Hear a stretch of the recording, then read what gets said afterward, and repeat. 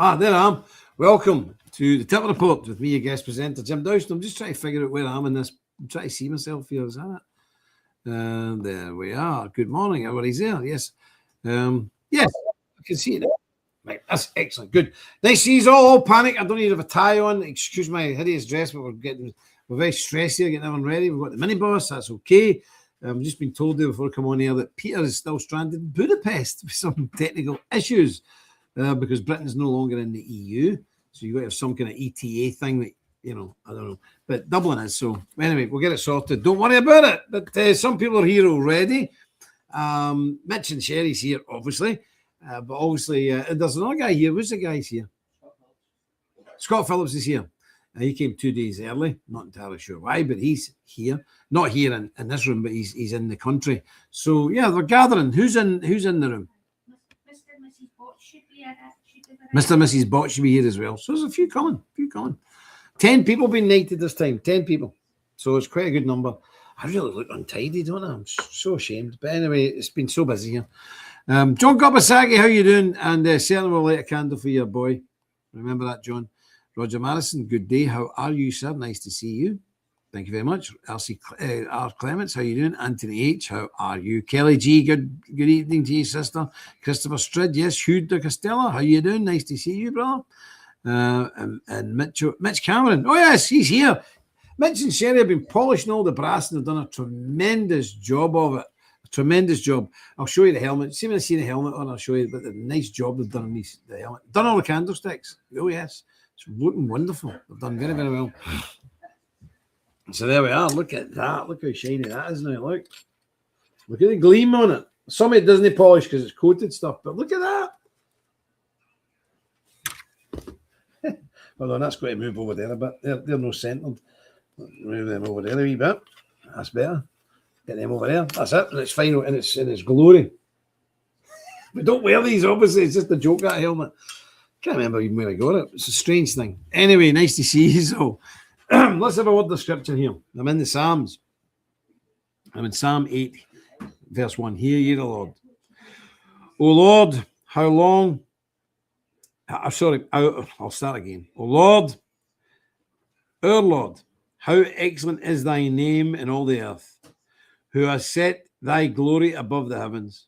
Out of the mouth of babes and sucklings hast thou ordained strength because of thine enemies, that thou mightest still the enemy and the avenger.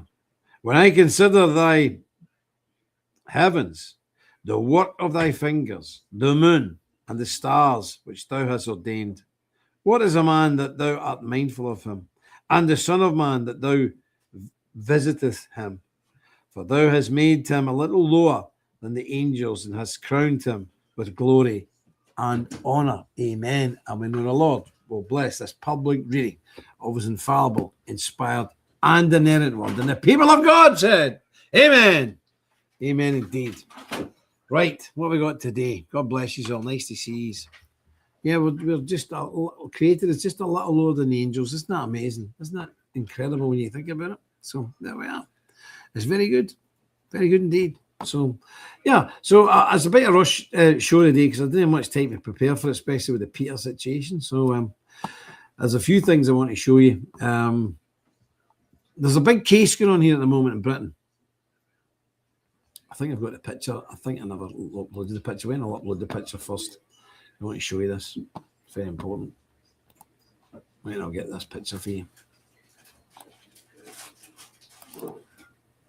Okay, I'll show you the picture. So there's a young guy in England, Henry Novak. He was only 18, only been at university for 10 weeks. And going home one night, he was attacked by a Sikh who's on video doing all this knife fighting. And Sikhs, by law, the only people in Britain, you can't have a pea shooter in this country, but Sikhs have got a big dagger in their turban. They're allowed to have it. Well, he'd stabbed this guy in the face once and 4 times in the back. And then he phoned the police and said him and his brother had been subject to a racist attack by white folks. So the police rushed there, of course, because it's Britain.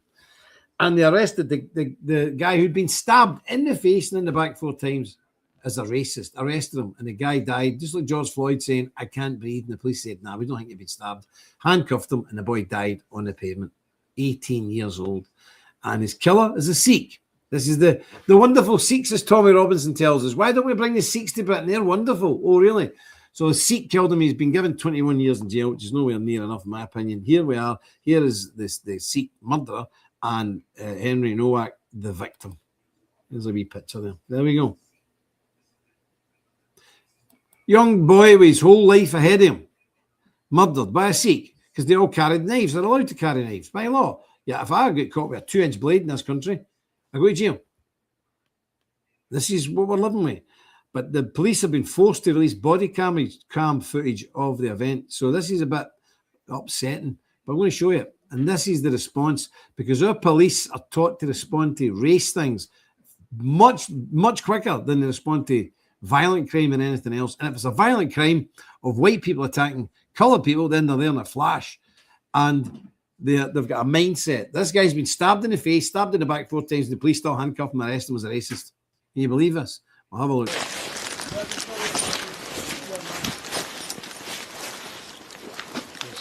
My dad's holding it now.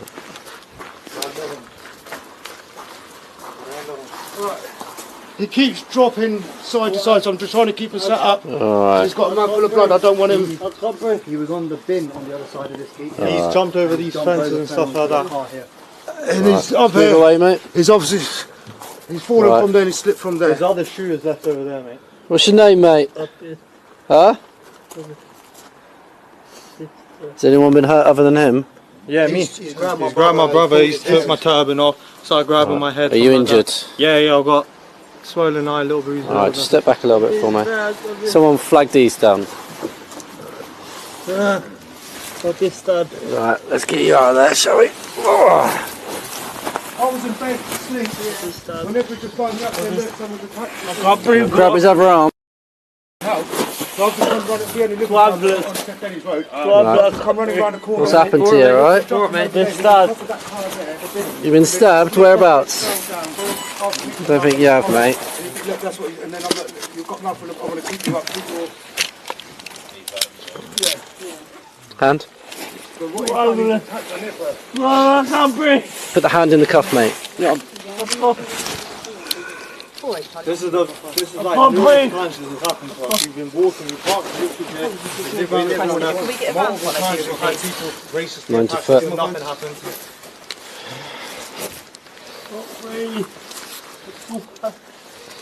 He's saying he's been stabbed, so Where let's is it just you check think you've him. been stabbed? In the face? Oh no, but we have to check, don't we? Right. In the face? Just get these back off, get their details and that, and I'll keep hold of him. Should we Right, keep you on your side, mate. You better retrieve then. Saying to him, I'm keeping him on his side. We were set up when we had him here, but he didn't like it. What's your name, mate? At the moment you are under arrest, and that's for assault, so you do not have to say anything, may harm and defence if you do not mention when questioned. So we'll talk to you later line of court. Anything you do say may be given in evidence, alright? It's going to be sick, I think.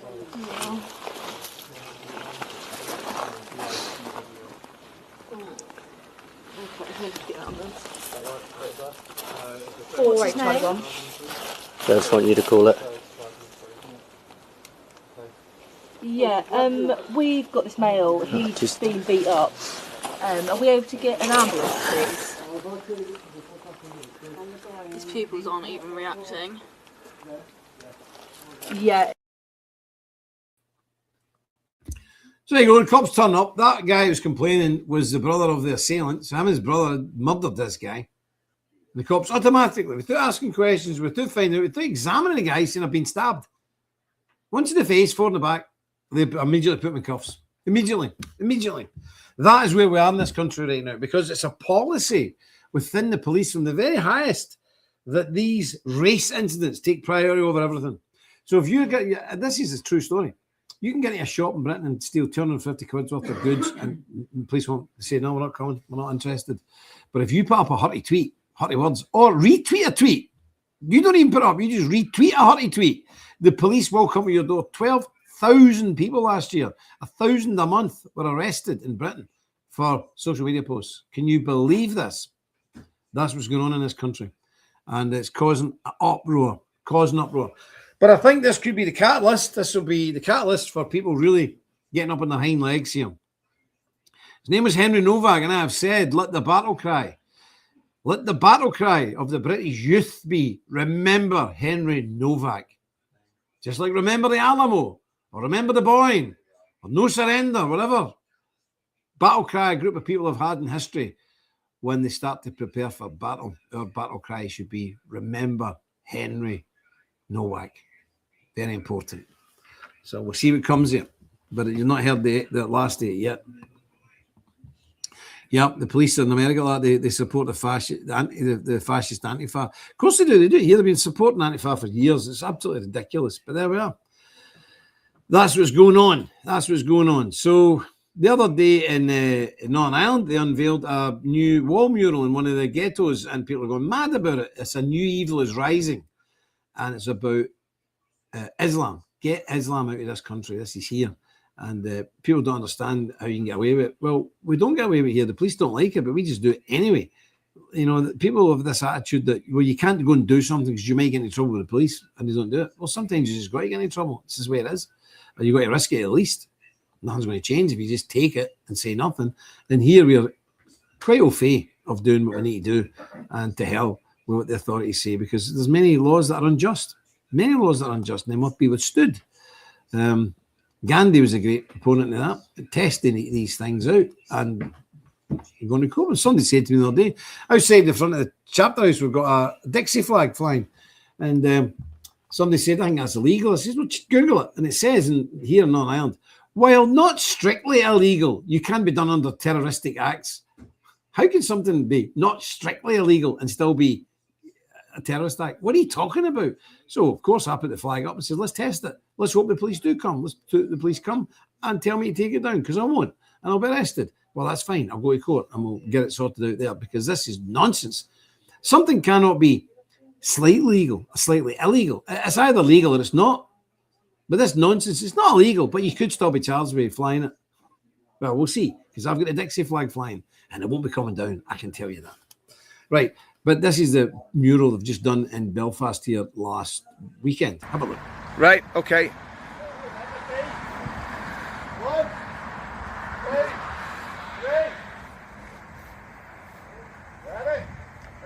Yep.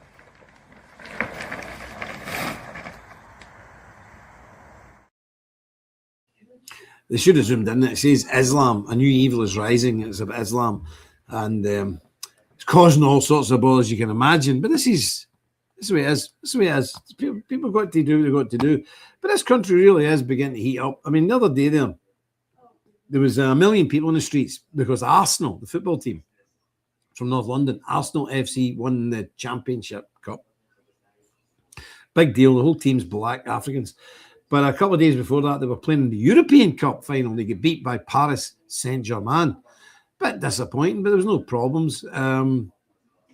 But in Paris, and they're the people who won it, they won it. Well, the Africans and the North Africans and the Sub-Saharan Africans went mental and just used it as an excuse to riot. Have a look at what Paris is. Now, Donald Trump says he doesn't go to Paris anymore because it ain't Paris no more. He's right. Paris is by far the worst city in Europe now. It is completely destroyed. London's not that far behind.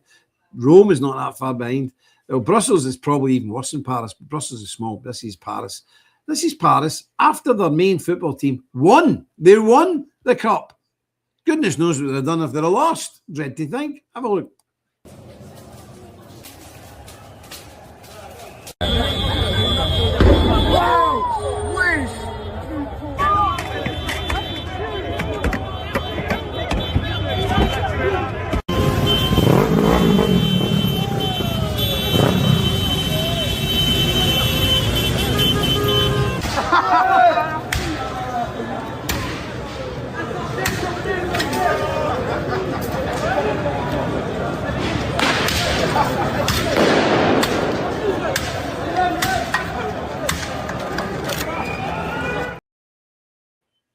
I mean, this happened all over France, by the way, not just Paris. Paris was particularly bad. This happened all over France. It's just an excuse for rioting and looting and stealing stuff. And this is what happens when you bring the third world into your country. You get the third world problems. And that's exactly what's happening all across Europe and America.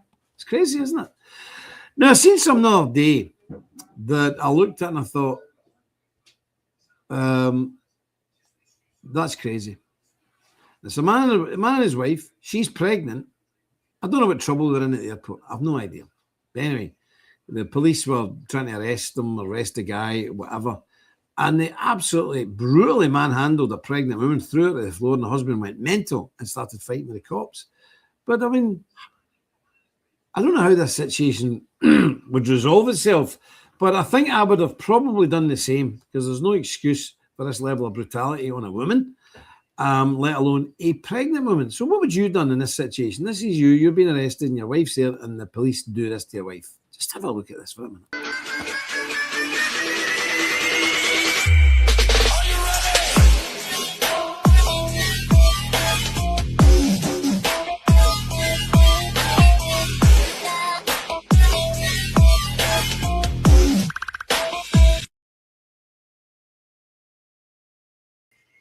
No idea where that hideous music was on there. But have a look again. Get another look at it, because it's quick, too very, very short clip that. But have a look at it when they do it to that woman. She's pregnant. I mean, can you imagine?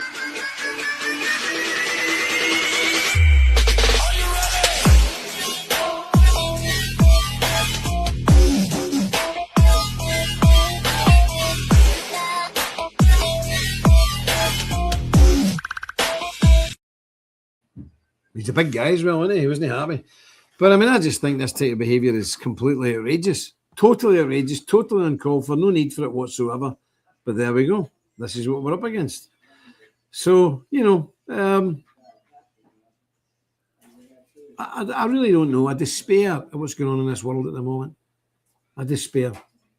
This is the force of law and order which should rely protect us, but no, none of it at all. So, well, Mr. Griffin, I've seen him in the room there. I'm sure I see Mr. Griffin in the room there, didn't I? Did I see him there? I did. I seen him up there. Mr. Griffin's there, yeah. Yeah, terrible. Really, really awful. But there we are. That's the problem. So I've got some footage. We had a big band parade here at the weekend. We had a big band parade here in this village, right past the chapter house. So I've done some footage and filmed some of the bands that came to support the local band, which my son's in, of course. So have a wee look at some of these. I'll let you see. This is some of the bands. And look how smart they are. These are really good bands. Militia bands, very smart. See what you think of these. Boys dressed up in the old UDF World War I uniforms, the militia, the Ulster Volunteer Force. No way! Very smart.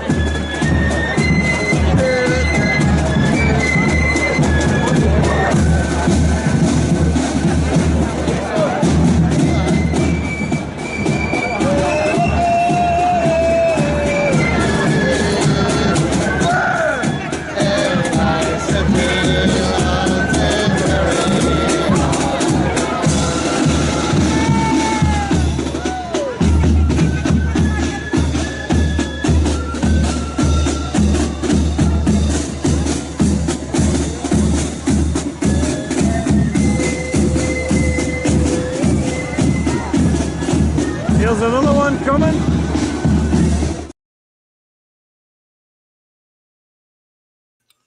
That was good, wasn't it? I was out there for hours just filming the bands. What one did I just show you? I can't remember now. I don't know what I've done. Was it that one? I just showed you that? Yep, okay. Okay, have a look at this one.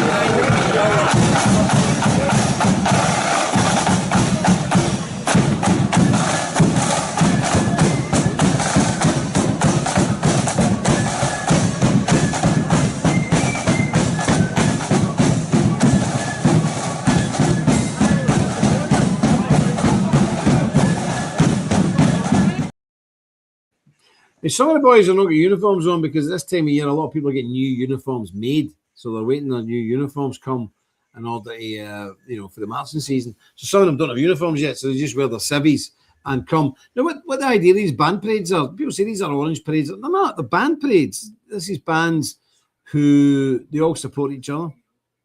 So if you come to our parade, we'll come to yours. So that's what there was about 20 bands turned up. And they just support each other. Now, we've got about 850 of these bands in this country now. Our population is only 820,000. There's only 820,000 of us. So that means there's only 400,000 men in this country, 400,000 men. But from that, we have almost 1,000 of these marching bands. It's quite incredible. It's quite incredible. So it's not just a few people are in them. Whole families go back generations and generations of them. I was in the band that my grandfather started in 1922. So, you know, that's 100 odd years ago, and I was a band man all my young days. So it's one of those things that goes family, generation, and it's wonderful, you know. And this is a big part of your culture. It's not just a silly wee thing. It's a serious big part of your culture. And, you know, the band uniforms cost about, for a kit a band out of a band uniform, it costs about £10,000. The drums, a set of drums cost £4,000 or £5,000. The flutes cost maybe £10,000 to kit them out. So it's a huge amount of money. They don't get any money given them by anybody. They have to raise their own money. And that's why, and it was certainly true when I was in the fundraising for the BNP and fundraising for pro-life, by far the biggest donors were Northern Irish people because they're used to giving. Plus, a lot of people are members of churches, so they're used to giving. In England, it's not like that. They're not members of churches. They're not members of bands. They're not members of militias or men's organisations. So they don't have a habit of giving money. And I know sometimes when we put up adverts for the Magdalen Chapel, people say, why have I got to pay £20? Well, you don't have to pay $20 a month. By the way, that's about £14 a month, which is like not even £4 a week. It's like a few pence a day. You don't have to. You can still watch the sermons free on the channel. They say, why do you need to pay for a church? I mean, how do you think these churches get built? How do you think they get heated? How do you think they get repaired? It's quite incredible. The English have no conception of giving money to stuff. They just don't have it. It's really, really strange. We're in Northern Ireland, for example. I'm in the lodge. I used to be in the band. I was in the Apprentice Boys, in the church. There's 4 organisations that I have to give money to every week or every month, whatever. 4. And I'm also in the Templars, but we're not even talking about that. That's expensive. But anyway, I'm in 5. What's happened there? Do you want to make sea cleaner? No. So that's 5 organisations I'm in where I pay money regularly, at least once a month. The church every week, Temples all the time, and the other things once a month. But a lot of people just don't have any history of it. It's very, very strange. Accordions, they're not cheap. No, they're certainly not cheap. They're very expensive accordions. They really are. Really strange. But let me show you another one here.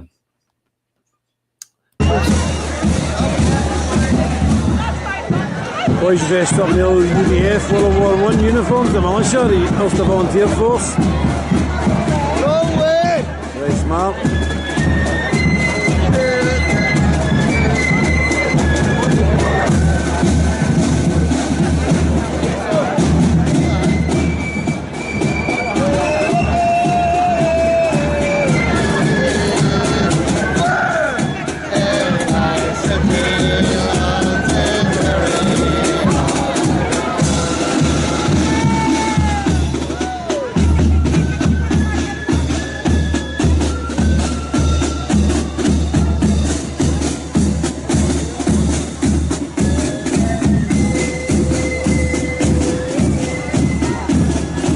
Here's another one coming.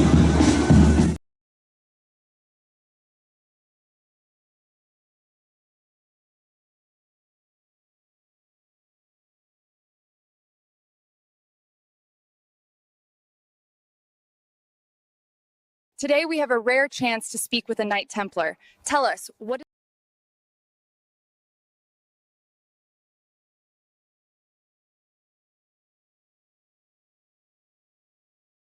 Today we have a rare chance to speak with a Knight Templar. Tell us, what does it mean to serve the order? To serve is to live in faith and honor. And how do you keep your strength in times of trials? Our strength comes from the chant. It is not just music, it is our prayer, our shield, our spirit. Put on your headphones and listen with us. These chants are not just melodies, they are prayers carried through centuries.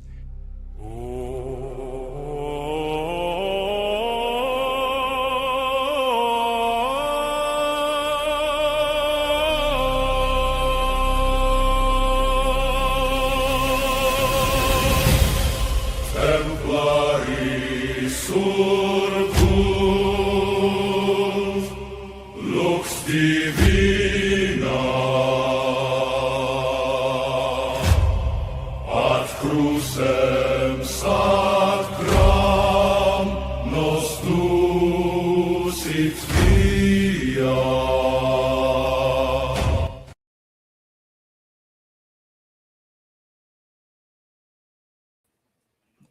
How odd. That must have been one that Brother Ewan made some time ago. It just popped up and I thought, what is that? It's good, isn't it? I like that. That was very good. I like that. Now, Brother Ewan, keep him in your prayers today because he's travelled to Armenia. Probably a lot of people don't know where Armenia is. If you're looking on the map, you look at Turkey, go to the right, and up a bit. Armenia. Did you not know that, man? Yes, Armenia. He's away to Armenia. And that's where remember that famous video the Orthodox monk is singing in front of the Pope, the last Pope, and he's sitting there contemplating and he's singing that beautiful Psalm 50, I think. So Ewan's away there. Ancient. I think it's the oldest Christian kingdom. Yeah. Armenia. Yep. Very nice. So pray for Brother Ewan. We look forward to his reports as he explores that land. I've never been there. So let us pray that he gets on fine. Now, I don't have any links here for some reason. I don't know if I could get you a link. Wait a minute. When I get a link here, I'll try and get you a link. Hold on, but bear with me. I'm pretty useless at this, but I'll try. Let me see if I can get you a wee link. Because I'm on my own here today, because Ewan normally does this, but he's away. So, I'll put that up for you. Hold on. Copy. Right, there we are. So remember, we're trying to we're sorting out these boys in Glasgow, and there's another one now popped up. So it's very important that we keep these street patrol guys funded. Do you remember, this is the best value for money I've ever got. We've had a real good return. And today I've got to tell you, down in East Belfast, right in the busiest hub of the city, where the McDonald's is, somebody's hoisted a temper flag way up high, 30 feet high on a post, right outside McDonald's on the main interchange. Excellent. So it's important we back these people up. It's important we give them the flags, and they're putting them out. I mean, they're doing a great job, and they're guarding our people on the streets at night, especially our women folk and our kids. Really important. So I'm going to put a link up here. If any of you want to chip in to help these guys, please do. It's really important. It's an amazing mission that we're doing. They've done so well in Manchester. Now we're doing it in Glasgow. There can be 2 teams in the go here. Let's get this done, because this is where the future resistance will come from. And if we can help these boys, and we don't have to do an awful lot, but if everybody just chips in a bit, it's a brilliant job, and donations will be greatly appreciated. So please, I urge you, links there, chip into that. Oh, wait a minute, I'm not even signed in. Hold on. What an idiot. Why am I not signed in? This is crazy. Hold on. Seemingly I'm not signed in. What an idiot. All right. There we go. There's the link there. Huh? A fool. Sorry about that. Wasn't even signed in. Crazy. Bizarre. Anyway, I'm going to finish up with this last one, and I'll get you. I'll get with our time at music, because I've got so much to do, as you can imagine. And then we've just been told before we come on here, there's been a disaster with Brother Peter. So goodness knows what we're going to do there. We're going to have to try and sort this out. So I'll show you this, then I'll finish with a nice bit of music. But have a wee look at this. This is the last clip from Saturday's parade outside the Priory here. It was wonderful. Have a wee look.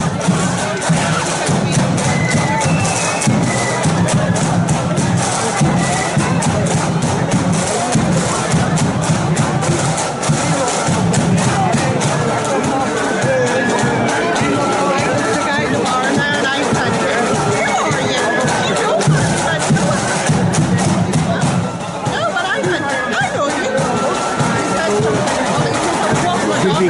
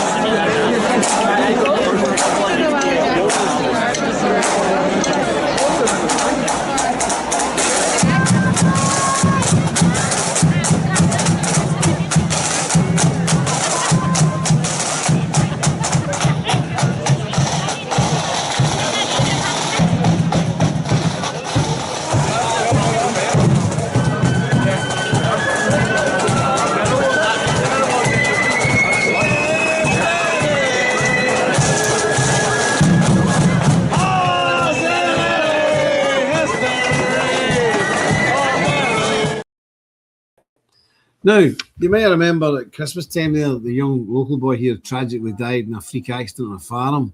Young McVeigh, forklift film, and he was killed on Christmas Eve up at his girlfriend's farm. Do you remember that?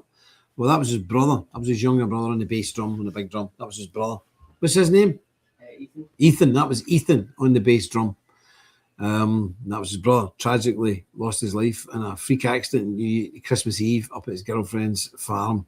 So that was his brother on the big drum, and I pray for that family every night, because his mum and dad, great people, but how would you go over anything like that? They only had 2 sons, and that's their eldest gone in that accident. Really, really tragic. But there you go. Our life is but a vapor. It can be gone in an instant, and I tell people that, and we should remember that. This could be your last day. You don't know. It could be my last day. None of you know. Very, very short and very tenuous grip we have on this scene of time, and it's the next life that really matters anyway. So dwell on that and think well upon it. Okay, I'm going to ask you to say a prayer for Brother Peter that this situation gets resolved soon, and pray for Brother Iwan as he's over there in Armenia, and pray for our Brother John Kopasaki, because it's a special time for him as well, as he remembers his lost son also, if you don't mind. And thank you, John. Did we get is the icon up yet? No. I tried to do it myself. Nah, we'll get up tomorrow. John, your icon's going up tomorrow. So there we are. God bless you. I'm going to leave you with one of my old favourites, because I played it for a while. And I wish you all the very best. God bless you. Mr. Griffin will be with you. You won't be with them tomorrow, will you? Probably won't be. Probably won't be, because you'd be driving, picking up people from Dublin. So, I might. Are you got pre-programmed or anything like that? I haven't yet. No.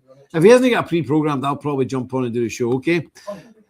But we'll sort it out. Someday we'll be here. God bless each and every one of you. And until we meet again, remember, stick close to God. You won't go far wrong. Deuce Vault.